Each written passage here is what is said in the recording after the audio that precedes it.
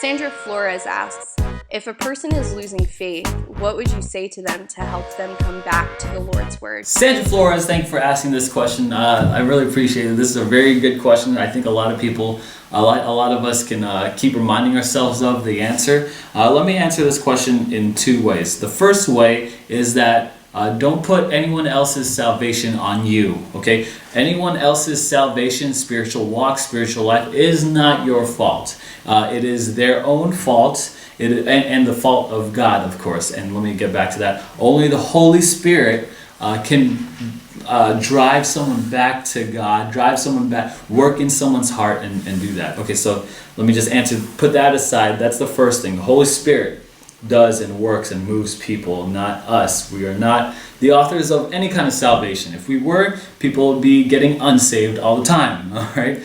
So that's the first thing. But if you want to do something, right, you want to be proactive, what do I do? And I think this is where that question is coming from. So I appreciate that. I just had to say that just for some people out there. If you want to do something, if you feel like God is like urging you to go do something for someone, with someone, and how to say something. Let me say the first thing is that there is no magic bullet. There is no one line, one shot, like what to say, and then bam, they're saved and they're coming back to church and no, none of that. What I would do is I would try to use my knowledge of who they are to try to know how to talk to them. So for some people, I could talk blunt and I could talk direct and I could talk very matter of fact and honest and open and be like, hey dude, you're messing up. You got to get back to the church. What are you doing with your life? Dude, you're messing up. Just stop being a schmo. I was going to say slump. Stop being a big lump, man. Get back to church. You need community. And I have talked to people like that. Other people, I have to be a little more gentler, a little more kinder, a little more wiser, and say, hey, you know what?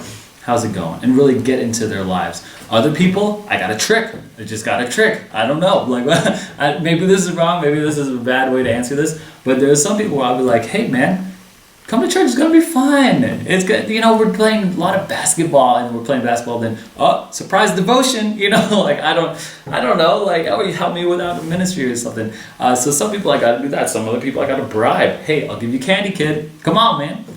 Come to youth group. You get free candy and you get a freaking I don't know. You get to play whatever video game. I don't know. Here's what I'm trying to say. It's different for different people. It's different for your different relationships with other people. I think the Bible calls us to be wise in our relationships, not just spit truth, like hammering it over the head with someone, like bludgeoning them to death, but give it in wisdom. Like how best can you give truth while they'll receive it in a way that they'll receive it. And there's obviously certain ways you could do this that would be not right, but I think that's true for the most part. Paul said himself, I am all things to all people. I'll do whatever I can to get someone to church short of sinning, right? I'll do whatever I can to get someone to church or get someone to God besides sinning. And I think that's words to live by. So be in their lives, I would say. Dive into their lives, get to know them, be what they are, and get them to faith, get them, or do your part to get them to God on their terms, not yours.